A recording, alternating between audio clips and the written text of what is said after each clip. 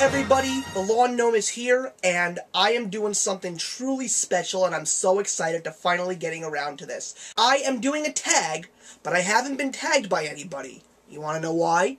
Because I'm the first one to do this. That is right, guys, the Lawn Gnome is doing his very own tag, and then I'm going to be tagging a whole bunch of people to get this one started and spread it throughout YouTube. So of course the topic is Star Wars. Now there is a Star Wars tag out there, but I've seen it, and quite frankly, I thought the questions were a bit lame. No offense to the person who actually created it, but Jedi or Sith? What color lightsaber? Prequel or original trilogy? I mean, those really aren't great questions. A tag's really got to have some in-depth questions to allow a YouTuber to sort of allow their fans and appreciators to get to know them a little bit better. So I thought it would be good to do my very own Star Wars tag. But I don't want to call it the Star Wars tag. And that's why I'm coming to you guys on National Star Wars Day. And I'm calling it the May the 4th Be With You tag. I have 12 questions. Each one I'm going to answer for you of my own creation. And I'm hoping to see you all do a response video to this. I'm really looking forward to it. Let's begin. But we do need to set the tone. Music Maestro! No, no, no, no! Come on, that's not funny! Cut it! Droids. Music Maestro? Thank you. The first question is, how did you discover Star Wars? Well, I never really knew what Star Wars was until I was about 9 years old. I actually had just come back from Walt Disney World in Florida, and I went on the Star Tours ride, but I didn't know that that was Star Wars. A couple of weeks later, I wanted to actually rent the movie Three Ninjas. Granted, I was 9, I really didn't know what a great movie was, and the video store, yeah, you guys probably don't even know what video stores are, but anyway, it was a place where you could go and rent movies before Netflix, just in case some of you don't know what they are. Anyway, they didn't have the movie I wanted, so I started crying in the video store, and my mother found Star Wars on the shelf, and she was like, oh, this movie will shut him up.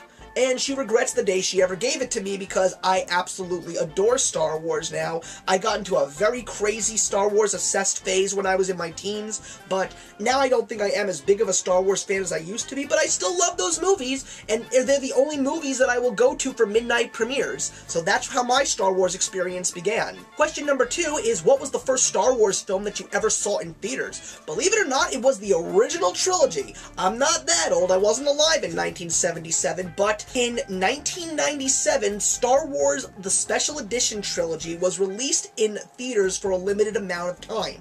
It included better sound quality, better and enhanced visual effects, and some additional scenes that were thrown into the movie that were not presented in the original trilogy. So this was a great opportunity for me to see Star Wars A New Hope, The Empire Strikes Back, and Return of the Jedi in theaters, and just seeing all those movies on the big screen, I'm so glad that I did. That was also when I started collecting movie ticket stubs and putting them in scrapbooks, so those were the first 3 tickets that I ever saved, and I'm really glad that I did, because that's a memory that will last a lifetime for me. Question number 3, who is your favorite character and actor in the Star Wars films? My favorite character is Obi-Wan Kenobi. He wasn't when I first started watching Star Wars, but especially when the prequel trilogy came out, and I saw how much depth this character had, and also because Ewan McGregor did a fantastic job playing the young Obi-Wan Kenobi.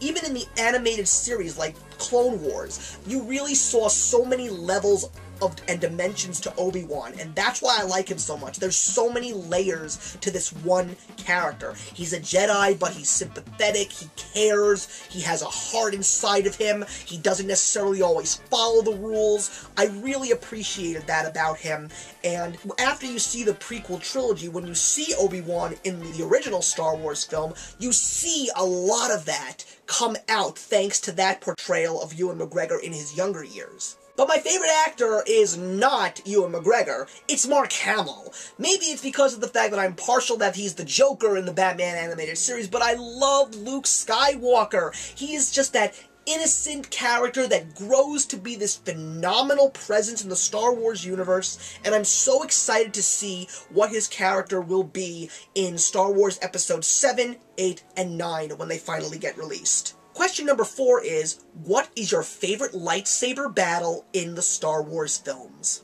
That would be Yoda versus Count Dooku in Star Wars Episode 2, Attack of the Clones. That movie is really nothing special. As a matter of fact, I hate that movie more than The Phantom Menace when it comes to ranking those films, but I absolutely loved that battle because that was the first time that you ever actually saw Yoda have a lightsaber and fight. No one would have ever expected this teeny little character, Kane, to actually be what he was on screen. I still remember seeing that moment. I heard people dropping F and S bombs just because of the fact that nobody could imagine what they were seeing, and after that battle was over, people were cheering because it was such a cool thing to watch, and it just was absolutely beautiful. I wanted so much more, but we got just enough for that one battle, and that's why it is my personal favorite. Question number 5 is, what is your favorite installment of the Star Wars score? Obviously, John Williams did all 6 films, and there's no doubt in my mind that he'll be doing the last 3. But my favorite score is definitely Anakin's betrayal from Star Wars Episode 3, Revenge of the Sith. It was so different, and it was such a somber moment in the whole Star Wars lineage, especially with what you actually saw from how the music beautifully incorporated itself into all of those scenes. There was a point in time where people I was in the theater with were actually starting to cry because of the things that they were actually witnessing. And it also was a very good thing for the Star Wars prequel trilogy because after 2 films that were really nothing compared to the original trilogy, to actually see something this breathtaking and shocking to a certain extent, the music definitely fits the scene. Question number 6 is, who is your most hated Star Wars character? Well, I hate to disappoint you, boys and girls, but it ain't Jar Jar Binks, and we'll get to a reason as to why just in a couple of minutes, but it actually happens to be a character that appeared for the first time in the very same movie, and that is Watto, Anakin and his mother Shmi's slave owner. I didn't like this guy at all. This guy was kind of a creeper to me, and he was annoying with that voice, and he was just as ugly as hell. He was basically there for filler. There's really no significant purpose for him or his entire race. Now, yes, the Toitarians actually did make an appearance in Star Wars The Clone Wars, but Watto really doesn't have a serious role to play, even though he also appears in the second one, kind of a bum in that one, but I don't know if any of you know what actually happens to Watto in the Star Wars story, but as they said in the famous Broadway show Chicago, he had it coming. Question number 7 is, what is your favorite chapter in the Star Wars expanded universe? That means comic books, novels, television shows, what have you. My favorite is the brand new Disney show Star Wars Rebels. I absolutely love it. I think the characters are fantastic. The voice acting that they got with David Oyelowo, Freddie Prinze Jr., just to name a few. I just love this gap between episodes 3 and 4, and even though there's only been 1 season, I'm so happy with the way that it ended. It brought that old Star Wars trilogy feeling back into my heart. It made me excited a little bit more for Star Wars Episode 7, and these characters are going to definitely go down as very memorable characters in the Star Wars universe. If you haven't seen Star Wars Rebels, I highly recommend that you see Season 1. If it comes out on Netflix or DVD and Blu-ray, definitely check it out. You will not be disappointed, I guarantee you. Question number 8. Do you own anything Star Wars outside of the films? And if so, what is your favorite item? Mine is my Jar Jar Binks plushie that I got from my sister when I graduated high school. I am a Jar Jar Binks defender. Yes, he's a little bit over the top and stupid in the first film, but I guarantee you that if you actually take a look at Star Wars Clone Wars, they actually allowed Jar Jar to redeem himself and gave him some excellent stories. So, I always knew that they would do it, and I'm not upset about the fact that I really do like this character. I like slapstick, I like cheap thrills, and I think that his comedic charm is adorable. And that's just me. Question number 9 is, have you ever dressed up as a Star Wars character? And if you did, who was it? I have never dressed up as a Star Wars character, but I have a great story that I like to call The Fainting Wookiee. I wasn't present, I was actually in the bathroom, but it was during the midnight premiere of Star Wars Episode 3. The movie hadn't started yet. There were still a few hours left to go. I went to the bathroom. My two friends that were with me saw a guy in a full-on Wookiee suit. Now, this was in May. It was getting a little warmer, and there were a lot of people in the theater. My friends told me that while I was in the bathroom, these guys with the guy in the Wookiee suit were asking their friend in the Wookiee suit, "Dude, are you feeling okay?" The guy let out a Wookiee growl, and then he fainted. And they actually brought him out on a stretcher. I was in the bathroom for quite a long time. I do remember that. But the fact that I missed that story, I was so mad. I would have loved to see it, but I know that it happened. So yes, that is the story of the fainting Wookiee. Question number 10 is, what is your favorite quote from the Star Wars films? I would have to say that my favorite line from all the Star Wars films is, "How are you?" It's a part of a larger piece of dialogue, but to me it's one of the funniest moments in all of Star Wars, and that's when Han Solo is in this detention block talking to the stormtroopers, and in the end he just shoots the console and says, "Boring conversation anyway." That to me is one of the greatest moments of Harrison Ford's career. Not the best, but one of the best. If you disagree, throw it in the box below, but that's my favorite quote from all of Star Wars. Question number 11 is, what is your favorite Star Wars reference in pop culture? Well, that would definitely be the gentrification speech done by Dwight Ewell playing the character of Hooper X in one of my all-time favorite Kevin Smith films, Chasing Amy.